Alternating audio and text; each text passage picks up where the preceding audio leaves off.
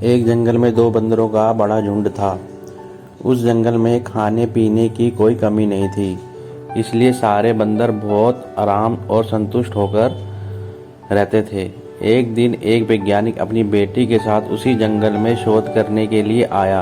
अपना तंबू लगाने के बाद वैज्ञानिक पौधों के नमूने इकट्ठे करने के लिए बाहर निकला, लेकिन लड़की का तंबू की सुंदरता को देखकर रुक गई। उसने पहले जमीन पर एक पुराना कालीन रखा और उस पर एक बिस्तर बिछाया। तंबू के बीच लालटेन लटकाई और उसके नीचे एक छोटी सी मेज और सफ़ेद सेब से भरा कटोरा रख दिया। वह सेब देखने में बहुत ताज़ा और खूबसूरत और बड़े लग रहे थे।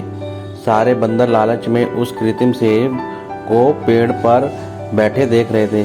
तंबू के सामने जगह साफ करने के लिए लड़की बाहर निकली, तब एक बंदर ने तेजी से झपटा मारा और एक कृत्रिम सेब उठा लिया। तभी उसी समय लड़की की नज़र भी उस पर पड़ गई। लड़की ने तुरंत बंदूक उठाकर निशाना लगाया और गोली दाग दिया, लेकिन सभी बंदर इतनी देर में वहां से भाग गए। काफी देर के बाद सारे बंदर रुक गए। जब उन्होंने देखा कि अब उनका कोई पीछा नहीं कर रहा, चोर बंदर ने हाथ उठाकर सबको सेब दिखाया। सभी बंदर हैरत में और ललचाई नजर से उस बंदर को देखने लगे कि उसे कितना अच्छा सेब मिला। सभी इस कृत्रिम सेब को हाथ लगाने की कोशिश करने लगे। चोर बंदर ने सबको फटकार कर यह कृत्रिम सेब ले लिया और एक पेड़ की सबसे ऊंची शाखा पर जाकर सेब खाने के लिए मुंह में दबा दिया।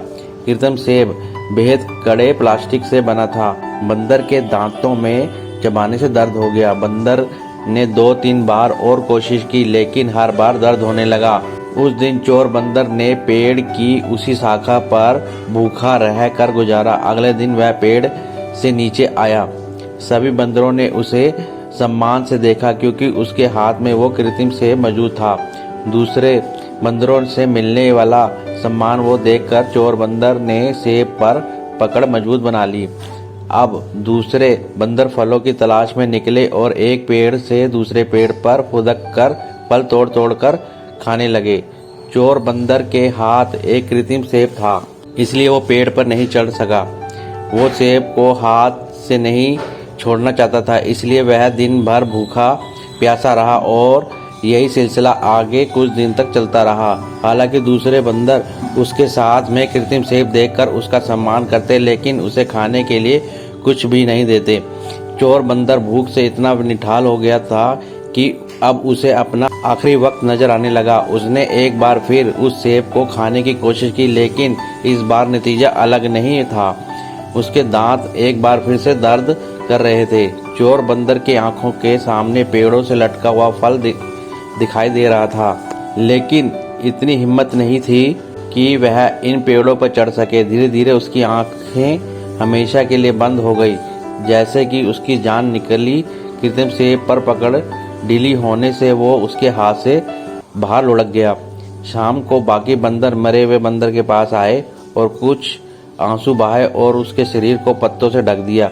जब वो यह कह रहे थे, तब एक और बंदर को एक कृत्रिम सेब मिला और उसने अपना हाथ ऊंचा कर के सभी बंदरों को सेब दिखाना शुरू कर दिया। दुनिया की मिसाल इस प्लास्टिक की सेब की तरह है। इससे कुछ नहीं मिलता, जबकि इसे देखने वाले प्रेरित होते रहते हैं और दुनिया को हाथ में रखने की दावेदारी आखिर में खाली हाथ ही दुनिया से चला जाता है। कोई और आकर उसकी दुनिया पर कब्जा कर लेता है। झूठा दिखावा इंसान को पहले थका देता है और फिर मार डालता है।